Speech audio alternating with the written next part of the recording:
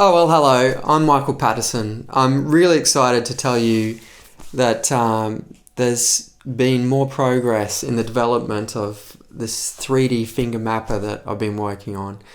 I'm really excited about it. This whole journey started about 2 years ago when I first developed the prototype to help students understand fingerboard geography on the violin and the viola. I actually got violin neck bought it on the internet and drilled some holes into the fingerboard and glued magnets in. So this was the very first prototype from 2 years ago. I don't know if you can see very clearly in the video, but it's quite messy and some of the magnets stick up, and spray painted the magnets that go on the fingerboard. So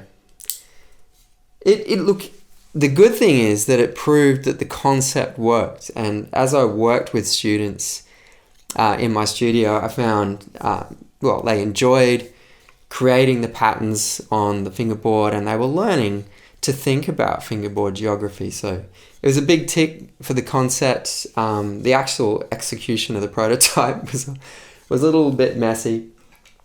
So I got some help from a 3D designer called Troy Baverstock, and he's brilliant. And what we did is we took a scan, a 3D scan of an actual violin fingerboard, and placed little holes where the fingerboard was and embedded magnets. So this was the next step along the evolution of the design, and it was good and functional and clean. Quite expensive actually to print that amount of plastic, really. And this one we had printed in America by Shapeways and had sent back to Australia. But that was very exciting. Things were moving along. But I think the price is a bit of a concern. It was sort of closer to $200 worth at the end of the day for something relatively simple. So continued to refine the design with Troy and realized that the only bit that really needs to be 3D printed is the fingerboard itself, so that it can have the magnets embedded in it. So I'm really excited about the latest iteration, which is a lot more, I think, realistic to the fingerboard of the instrument. It looks like a fingerboard. You can see it's just got very, very slight recesses to show you where the semitone possibilities are.